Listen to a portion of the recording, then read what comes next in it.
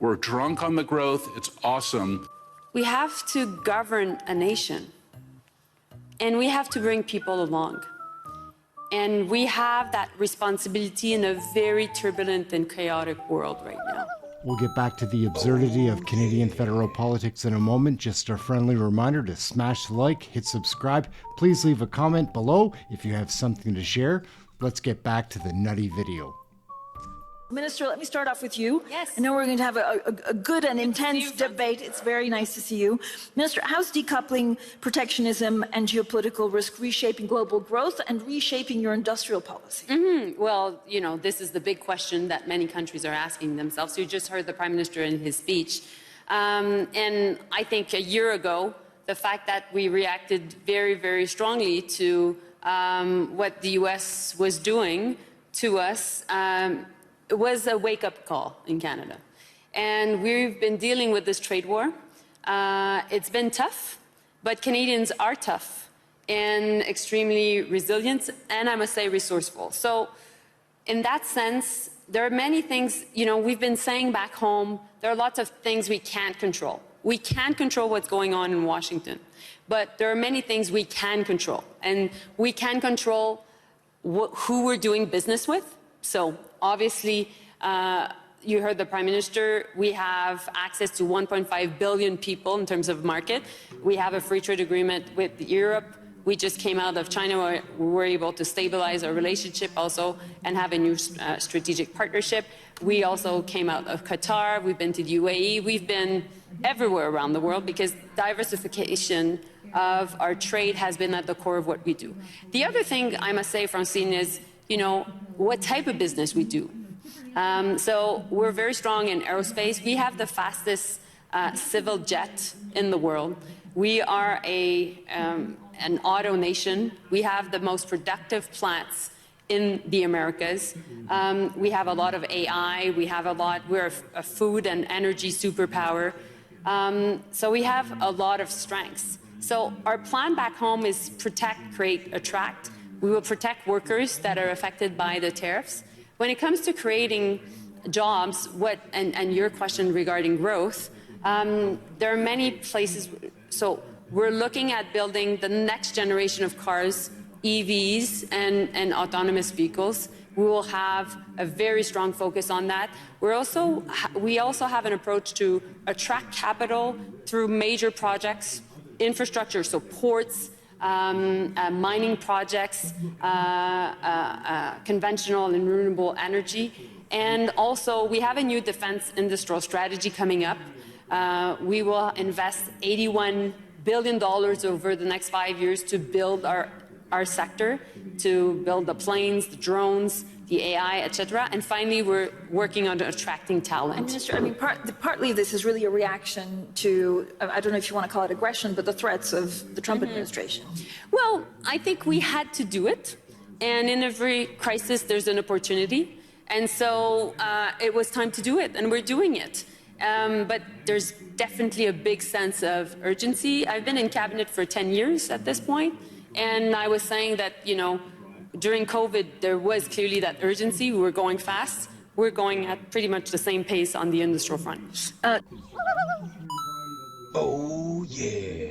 Of this incredible growth, we're drunk on the growth. It's awesome.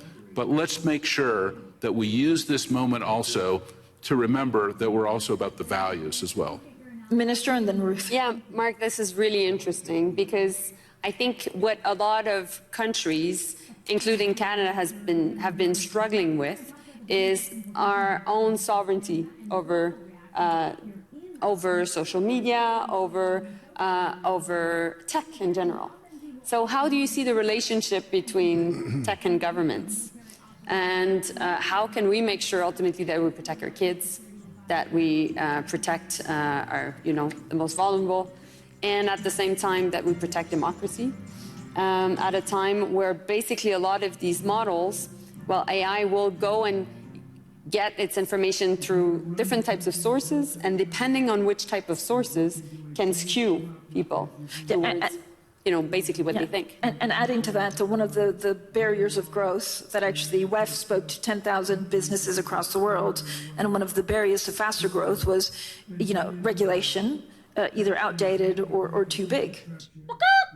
Just to make one last point, but we can learn from what happened in social media. Of course. We can also learn, and I love your comment, when you ask what can governments do, you can see that there are governments, not our government, but other governments that have now taken aggressive actions on social media. Yep. Kids cannot use social media under a certain age. That's a big step, but that wasn't true 10 years ago. Oh, it was only until we saw. Things are changing. What's that?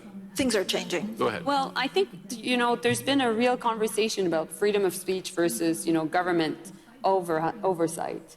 And we need to be able to say, well, these are our people, this is our country, and when you do business, even in the digital space, you have some norms to follow because ultimately it's about protecting our people. And meanwhile, we believe in AI, we want to invest, and this is the social license to make sure that there's more adoption across the country. And it goes both, it's basically hand in hand. And we have a new talent strategy. We want to support much more AI adoption across the board. We have Cohere, which is a fantastic Canadian company that we will continue to scale and support. We need to make sure we're more efficient, etc., within government.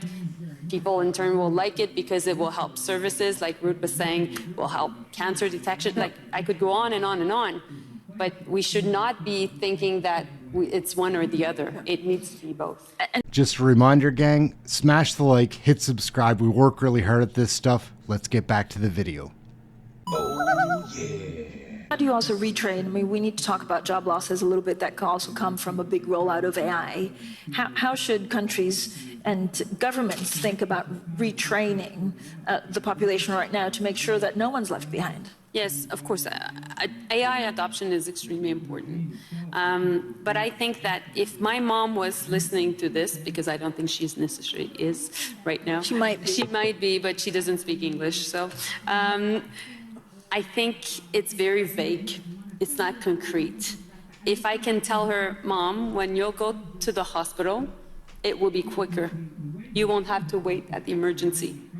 Or, or if I'm able to say to my niece, well, you will have a chance in your new job to do the most interesting part of the job rather than the long research that maybe would have taken you a lot of time, but now you can be supported in doing that work and learning as well. Like there are many, many things, but we will have as governments and of course with industry to do a lot of work to explain to our population what we're talking about. And I know that's what Ruth was trying to do, but I think there's lots of fear towards AI. Mike alluded to it, and Thomas just talked about it. I think the other part also that we're not talking about, the industrial development of AI, is the affordability issue. And for us, it's really important we develop our grid at the same time as we're developing data centers.